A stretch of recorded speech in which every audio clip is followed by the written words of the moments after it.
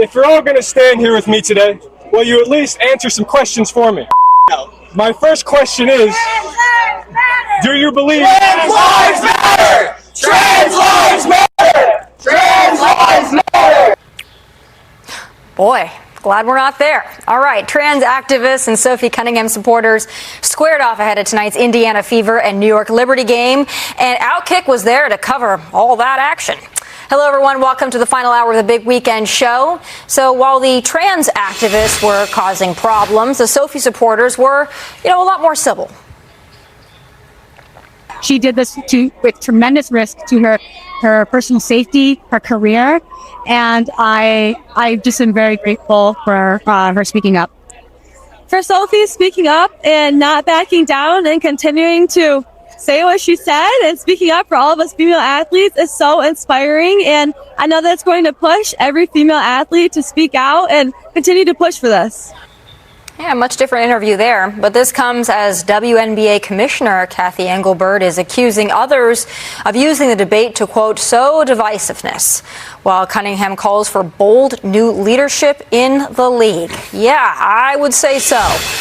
Alicia, the WNBA, with all of this, has moved so far away from the sport, the athleticism, the players, and has become, in a lot of ways, a joke because the leadership can't figure out why protecting the W in the WNBA might be an important concept. Yeah, it's gotten to the point where it's almost like, oh yeah, and they also play basketball because it's all messed up with all of the politics. And I was listening to that supporter out there when she said, that she's so grateful to Sophie Cunningham for risking her personal safety for what she said. And what she said was men shouldn't compete in girls' sports.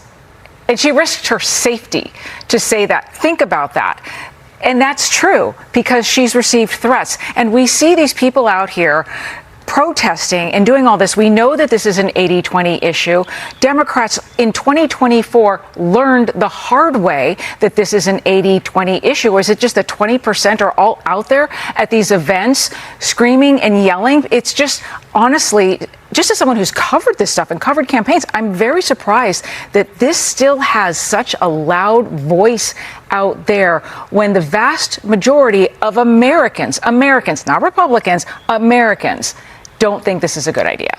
Joey, what do you think it is with the leadership? Why can they not figure out what a distraction this is from what they've been building with Caitlin Clark and Sophie Cunningham really taking the lead? I think in the beginning, the Caitlin Clark stuff was because it brought more the drama, like that WWE Attitude Era, brought more eyes to the game.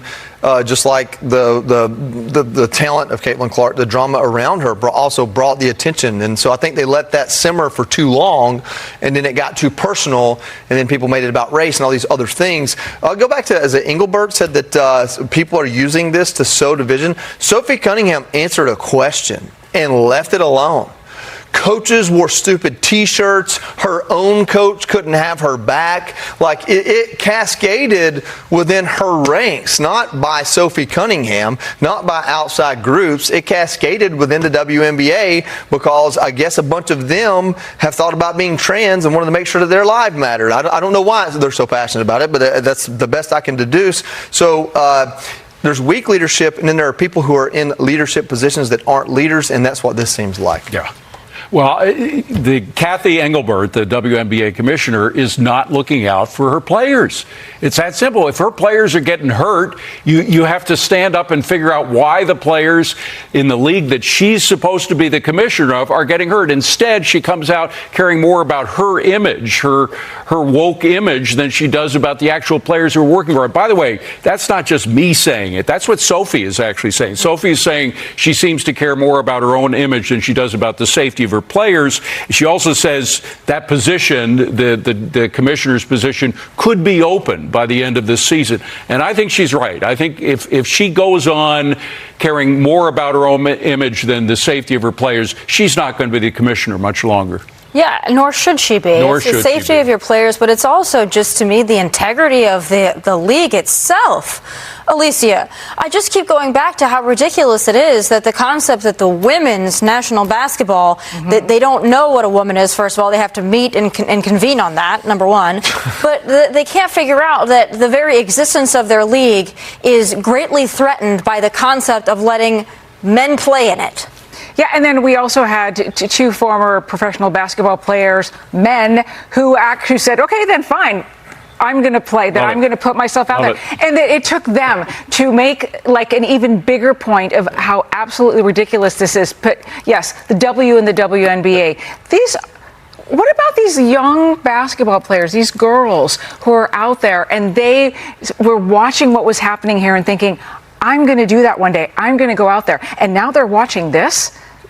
Look, this issue's settled. The president is the president of the United States of America right now, largely because of this issue. You can continue to litigate it in the public sphere like this as a business and drive yourself into bankruptcy if you want to. Americans have said what they think about it pretty loudly and pretty monolithically. It's a very small percentage that see it otherwise. That just happens to be that same small percentage gets good funding to make signs and show up and yell. What's odd to me as well is you see these supporters of Sophie Cunningham showing up. They are polite, they are civil, they are respectful, they are not hateful. They answer the questions not about being hateful towards anybody, but about the integrity of the game, and they appreciate Sophie for standing up for them. And then on the other side, you have these screaming banshees, many of them who are not young women, by the way. In fact, I don't think I saw any young women out there protesting for trans lives or all these things that they're doing, making absolute fools of themselves, hissing and cawing and all these things at our poor Outkick reporter that's out there dealing with it. I mean, what a contrast. By the way, that contrast is not just happening outside, it's happening inside. Exactly. Remember the people that were wearing the shirts, the mother and the daughter, they were forced to cover it up, and the things that are said to these people. I mean, it's very simple. As you say, you just look at the quality of the people on either side, and it's clear in my eyes who the winner of that game is. There are a lot of young Americans that are emulating Charlie Kirk when it comes to public discourse and how to approach people and be respectful and have grace in your heart, but stand strong in your convictions. And the others, like Tomi said, are banshees, and I think that's just hilarious.